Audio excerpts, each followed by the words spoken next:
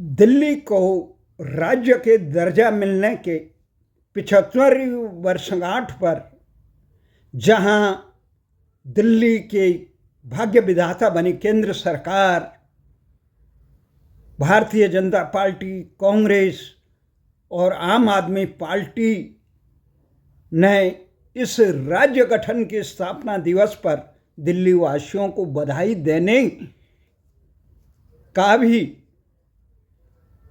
कष्ट नहीं किया, वहीं दिल्ली की हर समस्याओं के लिए व्यथित रहने वाली, चिंतित रहने वाली, संघर्ष करने वाली देश के वरिष्ठ राजनेता, चिंतक, संघर्षशील अटल बिहारी वाजपेयी से लेकर मदन लाल खुराना, साहेब सिंह वर्मा के सानिध्य में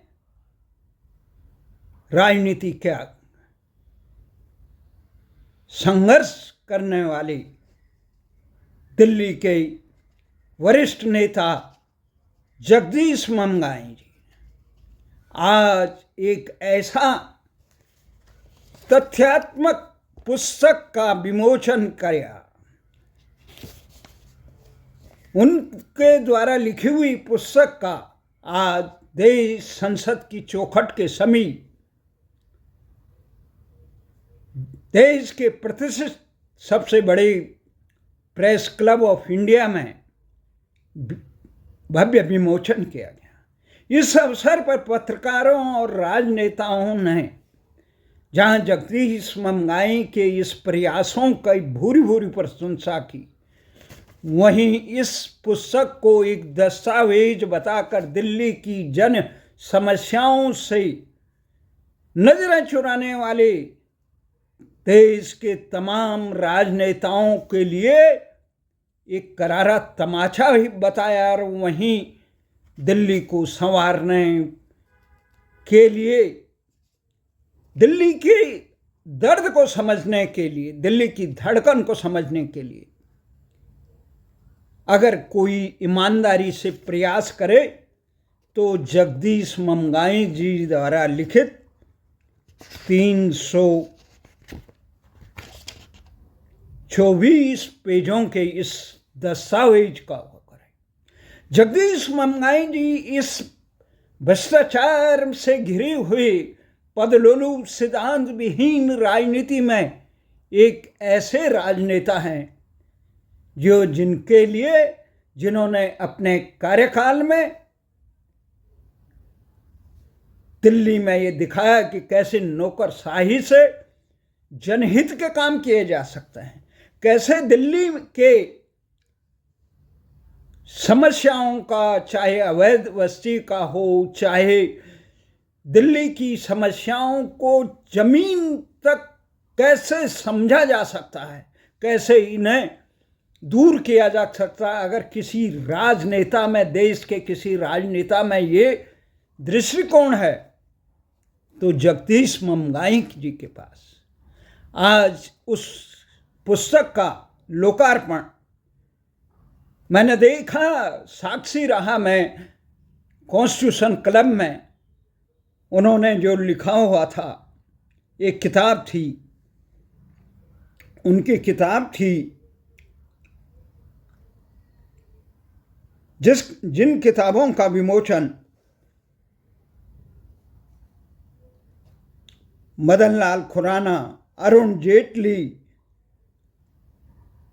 से लेकर आज़ादी पर लिखी हुई, लव से लिखी आज़ादी, जिसका विमोचन वर्तमान बिहार के राज्यपाल ने किया था। उनकी कई किताबें हैं। संघर्ष के, ईमानदारी से जूझने वाले शीला दीक्षित जब दिल्ली की मुख्यमंत्री, उस समय वो दिल्ली के एकीकृत दिल्ली नगर निगम के निर्माण समिति के अध्यक्ष रहे। वे दिल्ली यूनिवर्सिटी के सदस्य रहे, कोटा विश्वविद्यालय के उपकुलपति चयन समिति के अध्यक्ष रहे, नेहरू युवा केंद्र के चयन समिति के सदस्य रहे, टेलीफोन एडवाइजरी कमेटी के सदस्य के साथ जनता विद्यार्थी मोर्चा दिल्ली के अध्यक्ष रहे। दिल्ली प्रदेश भारतीय जनता पार्टी के पदाधिकारी से लेकर वो राष्ट्र की तमाम समस्याओं, अब ऐसी स्थिति में उन्होंने ये किताब लिखी, किस प्रकार से दिल्ली में नगर निगम केंद्र सरकार के शिकंजे में कहा जाता है। ये सार्वजनिक सत्य है कि बंगाल के बंटवारे के बिगड़ते हालत के कारण 12 नवंबर 1911 को ब्रिटिश सम्राट जॉर्ज पंचम ने ब्रिटिश इंडिया की राजधानी कलकत्ता से बदलकर दिल्ली स्थानांतरित की थी। 12 दिसंबर को 1911 को लाल किले पर किंग जॉर्ज पंचम व क्वीन मैरी का दिल्ली दरबार लगाया। ये तमाम चीज़ें थी। ब्रह्म प्रकाश ने पहले जो मुख्यमंत्री थे, उन्होंने ये कहा कि मैं दिल्ली में अच्छे तरीके से सरकार चला रहा था, पर नेहरू जी व पंत जी ने मुझे मुख्यमंत्री को इसलिए हटा दिया पद से क्योंकि मैं दिल्ली के लिए अधिक शक्तियों की मांग कर रहा था। दिल्ली बताए कि क्या मैं अपराध कर रहा था, मुझे हटाकर गुरमुख निहाल सिंह को मुख्यमंत्री बनाया गया। दिल्ली राज्य नहीं, ये केंद्र शासित प्रदेश है, लेकिन इसमें एक निर्वाचित विधान मंडल है जिसकी दिल्ली वासियों के प्रति जिम्मेदारी है। इसे एक कामकाज में बाधा डालने वाला प्रावधान नौकरशाहों और मंत्रियों के कामकाज संचालन नियम 1993 है। राष्ट्रपति अर्थात गृह मंत्रालय द्वारा GNCTD अधिनियम की धारा 44 के तहत बनाए गए नियम स्थानीय सरकारी अधिकारी के पक्ष में अत्यधिक झुकाव है। दिल्ली कितना ज़बरदस्त है, यहाँ के ज़मीनों पर, यहाँ पे पुलिस ज़मीन केंद्र सरकार के पास है और दिल्ली सरकार एक प्रकार से कुछ नहीं, संविधान समिति ने से केंद्र सरकार तक दिल्ली की तुलना विभिन्न देशों की राष्ट्रीय राजधानी की स्वायत्तता और कार्य स्वतंत्रता से की जाती है। किसी भी अन्य देश की राजधानी इतनी अधिक जनसंख्या वाली 3 करोड़ के करीब किसी के पास राष्ट्रीय राजधानी की तुलना में इतना सीमित शासन जनादेश नहीं है। यहाँ तक कि 7 लाख के करीब जनसंख्या वाली वाशिंगटन DC, जो सबसे संकुचित राष्ट्रीय राजधानी है, भारत की राष्ट्रीय राजधानी क्षेत्र दिल्ली की तुलना अधिक कार्यात्मक स्वायत्तता रखती है। 99 लाख के करीब जनसंख्या वाला राष्ट्रीय राजधानी लंदन भी अधिकारों के मामले दिल्ली में से अधिक मजबूत। ये जो किताब है आज उन्होंने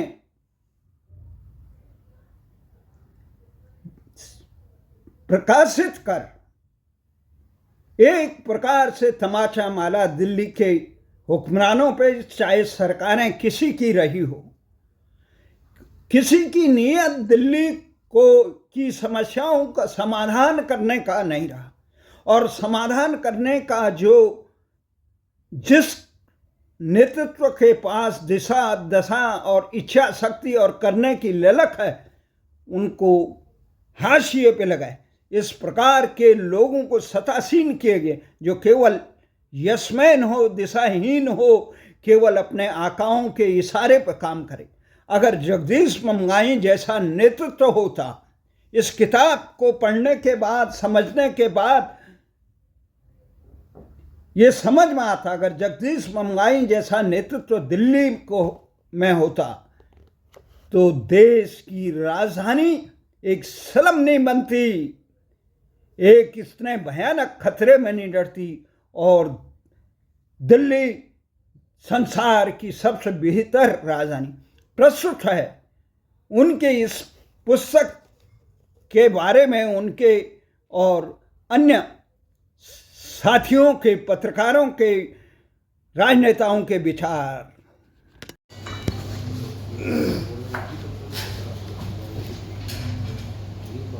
एक रोज अपनी रूह से पूछा, दिल्ली क्या है? तो यूं जवाब में कह गई, ये दुनिया मानो जिस्म है और दिल्ली उसकी जान।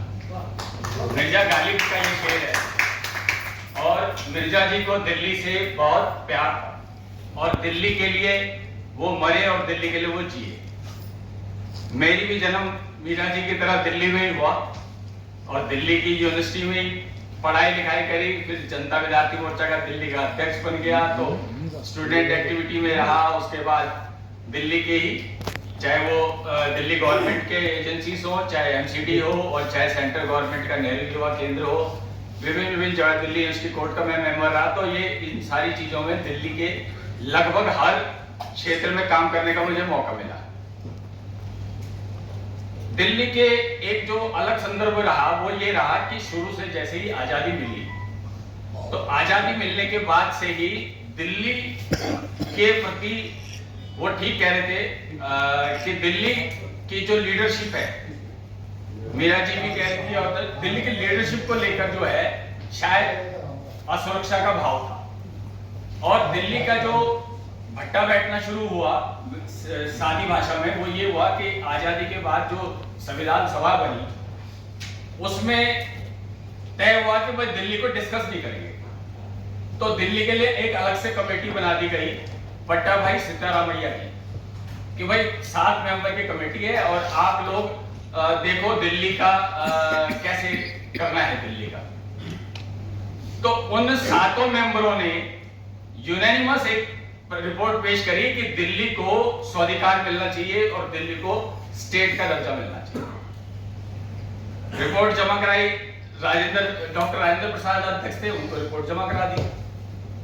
नेहरू जी इतने विचलित हुए उस रिपोर्ट से कि नेहरू जी ने वो रिपोर्ट संविधान सभा में पेश ही नहीं होने दी, कि नहीं ये रिपोर्ट पेश नहीं होगी और ये तो अज्ञानी है, इनको पता क्या है दिल्ली का, और दिल्ली तो बदल चुकी है, दिल्ली का बहुत।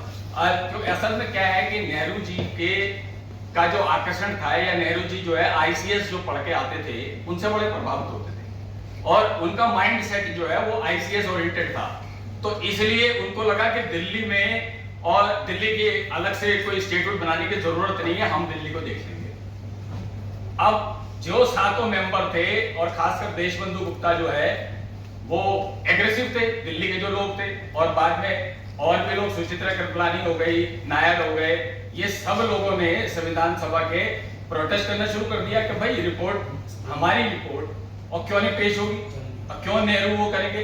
तो नेहरू जी, पटेल जी और अंबेडकर जी और सी राजगोपालाचारी, ये 4 लोग, और खासकर नेहरू जी तो बिल्कुल इसके सख्त विरोध थे। खैर राजेंद्र प्रसाद जी ने कहा अंबेडकर को लाके कि भाई ऐसा है कि जूतम बाजार ना हो संविधान सभा में, इससे बेहतर यह है कि आप कोई वाया मीडिया निकालिए, कोई रास्ता निकालिए। तो वल्लभ भाई पटेल जी के घर पर मीटिंग हुई, ये 7 मेंबर और नेहरू जी और गृह मंत्री थे पटेल जी, और ये 4 लोग आपस में बैठे। तो फिर अंबेडकर जी ने लंदन का और बहुत सारे रेफरेंस दिए, जो आजकल कॉमनली दिया जाता है कि हर स्टेट कंट्री में जो है 3 वो हैं। अब ये अभी वो आनंद मित्तल भी कह गए कि हर कंट्री में 3 है, लेकिन उनको ये नहीं पता कि हर कंट्री के एजेंसीज के पास लैंड और पुलिस भी है। लंदन में अगर मेयर है तो मेयर के अंदर जो है मेट्रो पुलिस है, और जो दूसरी व्यवस्था है उसके अंदर ग्रेट ब्रिटेन पुलिस है, 2 पुलिस फोर्स है, और लैंड का तो सही सबके पास। तो ये दिल्ली में नहीं है, ये वो भूल गए जानकारी प्राप्त करना कि दिल्ली में पुलिस तो छोड़ो, लैंड भी नहीं है और सर्विसेज भी नहीं है, चपरासी को रखने का अधिकार भी नहीं है आपके पास। तो इसलिए उस समय भी ये तुलना की गई कि भाई विदेशों, विश्व में कहीं भी जो है स्टेटहुड नहीं है, इसलिए यहाँ भी नहीं होना चाहिए। लेकिन वहां की परिस्थिति, और ब्रिटेन से तो हम आजाद हुए थे, तो ब्रिटेन तो पहले से डेवलप था, ब्रिटेन की व्यवस्थाएं पहले बनी हुई थी।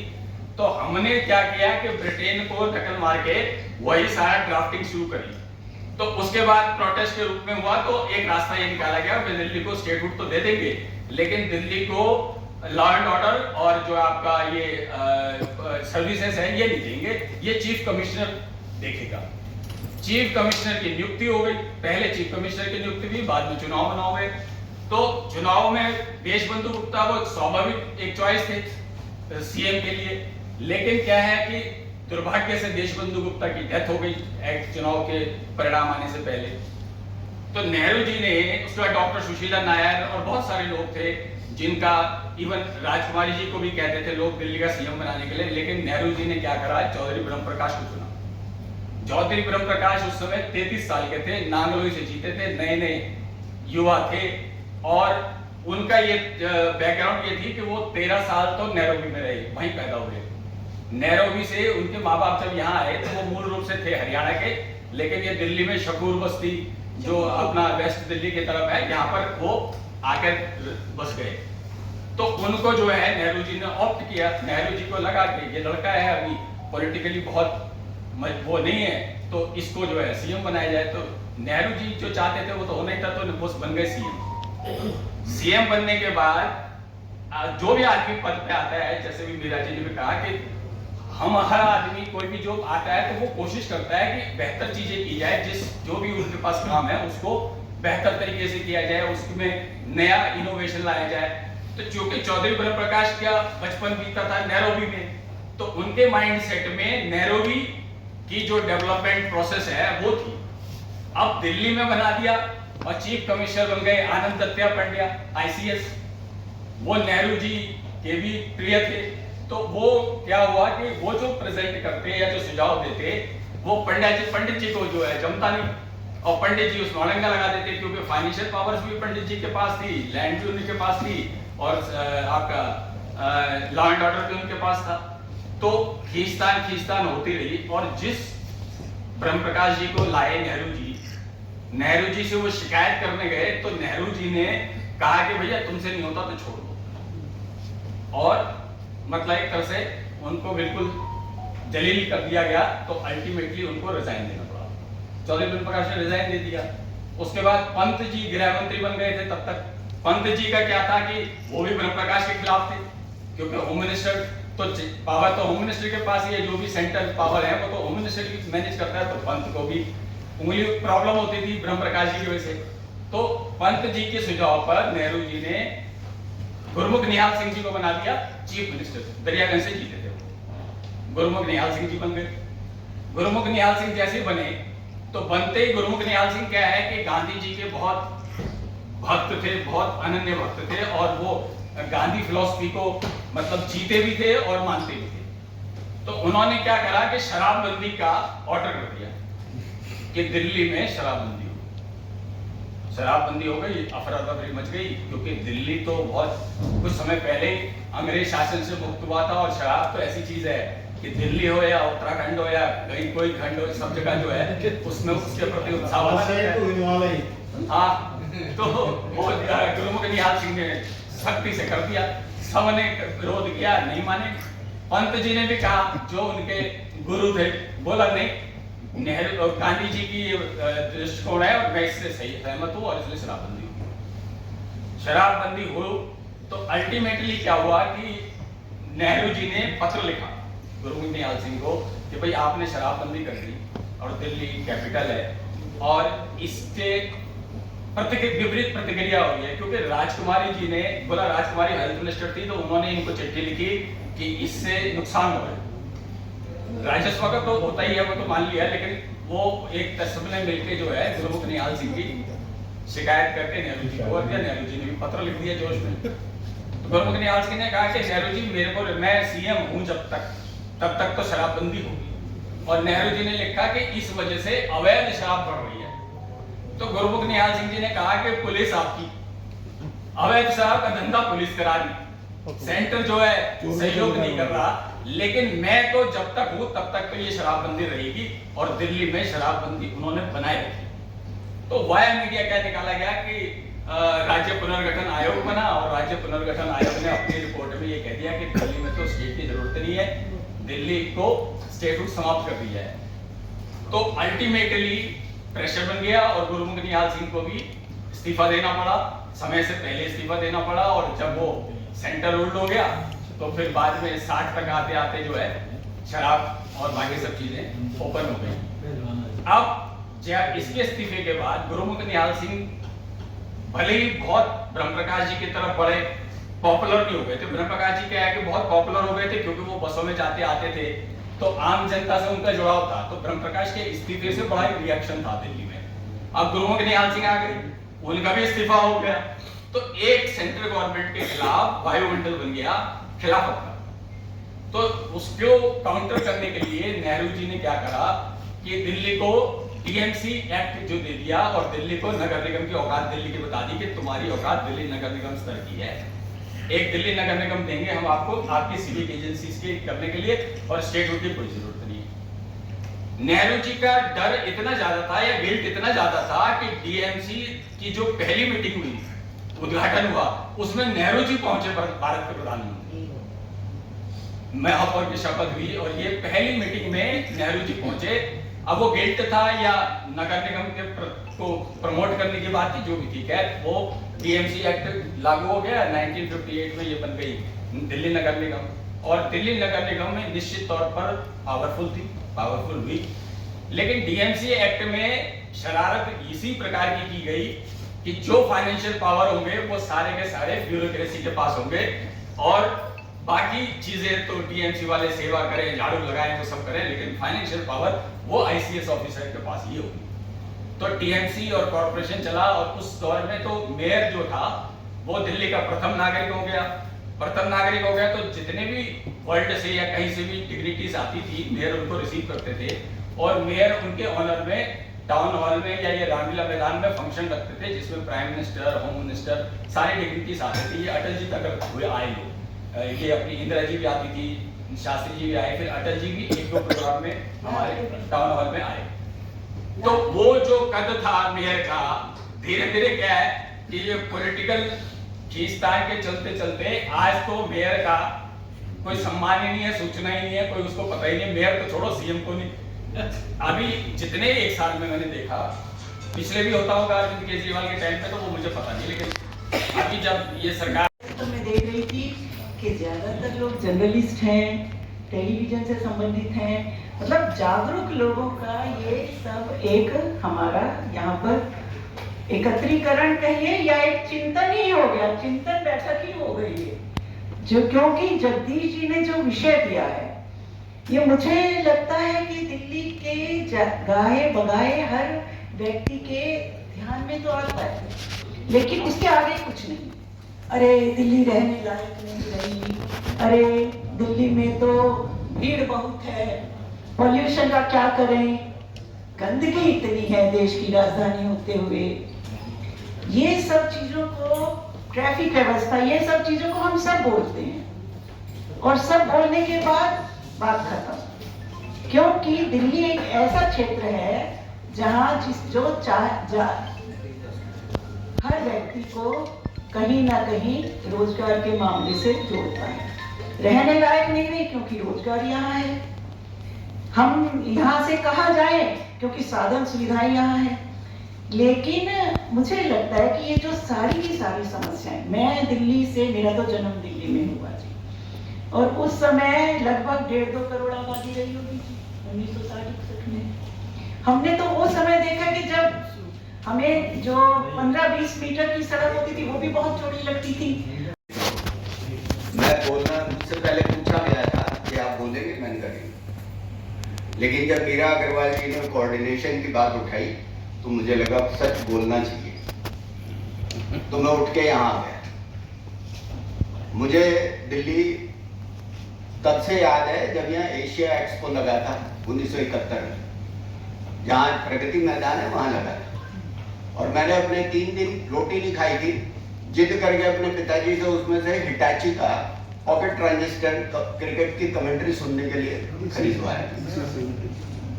ठीक है साहब, तो तब से याद है और बचपन से मेरा आना जाना रहा है, क्योंकि मेरे पिता सामाजिक राजनीतिक कार्यकर्ता, प्रोफेसर, पत्रकार रहे, तो हमेशा आते जाते रहे। कांग्रेस के सारे अध्यक्ष डॉक्टर शंकर दयाल शर्मा तक हमारे पिताजी के पास आया करते। तो उनका नाम था प्रोफेसर देवीशरण मित्तल।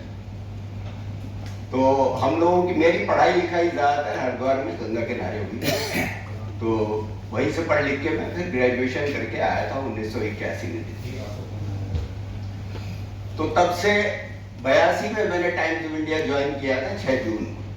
तब से लगातार जो एक नागरिक के अलावा जो एक पत्रकार के कंसर्न हो सकते हैं, चिंताएं हो सकती हैं दिल्ली को लेके, वो मैंने लगातार महसूस किए हैं, लिखे हैं, पढ़े हैं, और दिल्ली के जो कर्णधार रहे हैं तमाम लोगों के इंटरव्यू किए हैं, तमाम लोगों की प्रेस कॉन्फ्रेंसेस की हैं, तमाम मुद्दों पे लिखा है, आज भी लिखता हूँ, आज भी महसूस करता हूँ, लिखता हूँ। ये सर्दी सबसे ज्यादा प्रदूषित थी, अच्छी सर्दी थी, कई साल बाद मूली और मेथी के पराठे खाने का मजा आया, है ना, लेकिन दम घुटता रहा। और सत्ता में कौन लोग थे? सत्ता में वो लोग थे, माफ करें लोग, सत्ता में वो लोग थे जो कब से ढिंडोरा पीट रहे हैं, दिल्ली को राज्य का दर्जा दिलाओ, दिल्ली को प्रदूषण मुक्त करेंगे,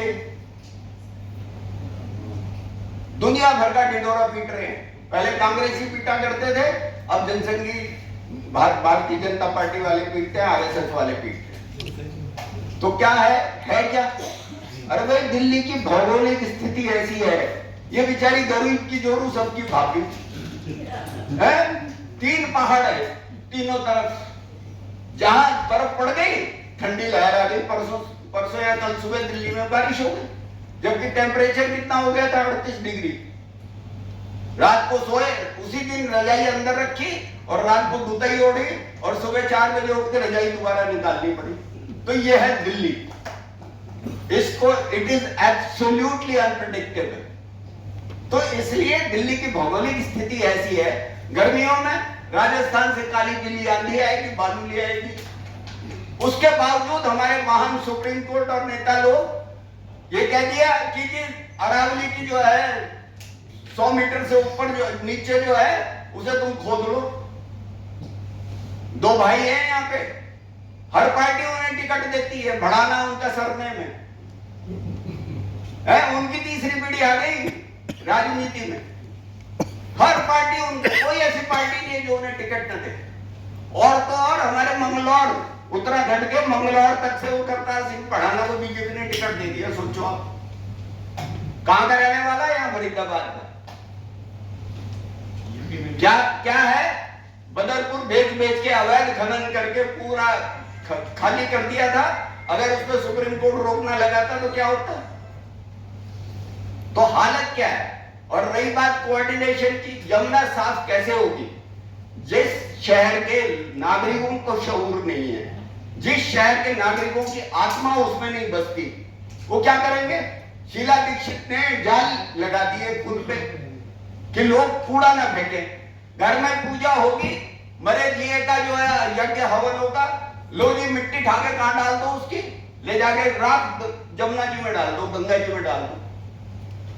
मेरे तो पिताजी की अस्थियां लेके मैं यहां से गया हरिद्वार, वो पंडित कह रहा है ये टोकरी जो वेद की टोकरी जिसमें ये डाल दे गंगा जी में, क्यों डाल दे? दिमाग खराब है। ये मेरी माँ है, बचपन से मैं इसमें तैरा हूं, आज भी तैरता हूं। दुनिया जल भरती है, मेरे बाप की अस्थियां तो उतर गई, चलो अच्छा हुआ, लेकिन ये टोकरी क्यों डाल दू? ये फूल क्यों डाल दू?